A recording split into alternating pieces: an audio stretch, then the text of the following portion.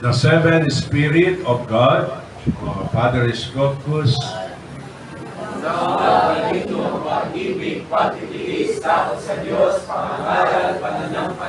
the meaning of three letters, JHS. The meaning of the new name, in every letter. Omnipotente, Patri, Isa, Yuteya, Sudom. Ako ang Diyos, kagalang-galang, kataas-taasan, Ama sa simula hanggang wakas. Scopus Cainis Dinis. In English, I am God, honorable, highest Father, since the beginning till the end. Dakilang Araw.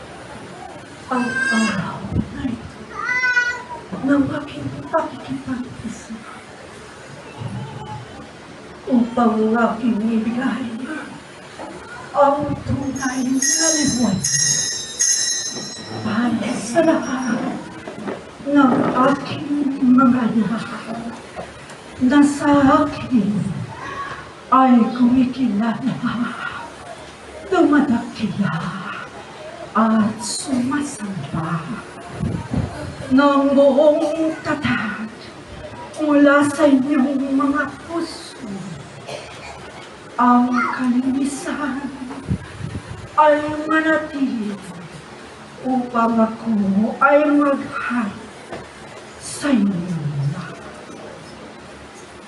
Mga anak, labis ako nagagalak sa araw na ito na kayo ay nagandog sa akin, na inyong inihandog ang inyong mga sarili na mayroong lakas, buong tatay, buong pag-iisip, ang buong kaluluwa ay inyong ipinagkaloob sa oras at araw na ito.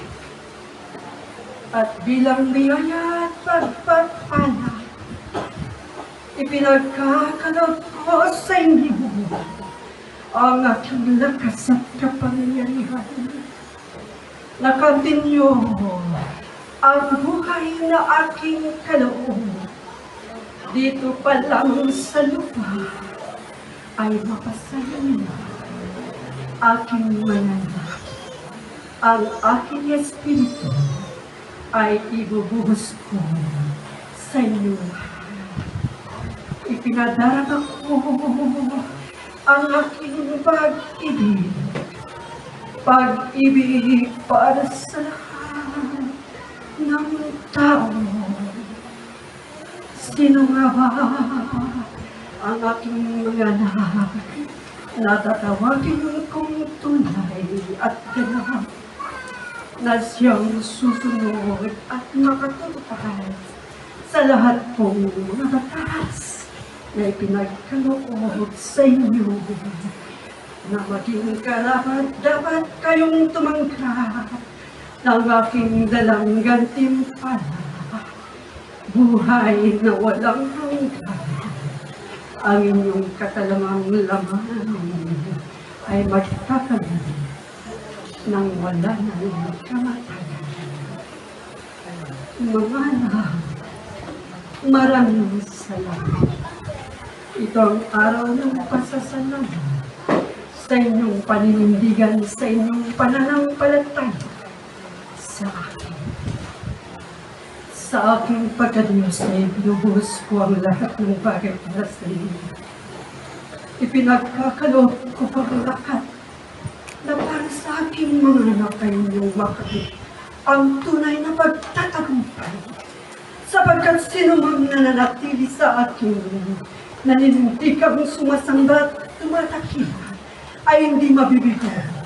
Bagkus ang pagtatagumpay ay inyong makakamit.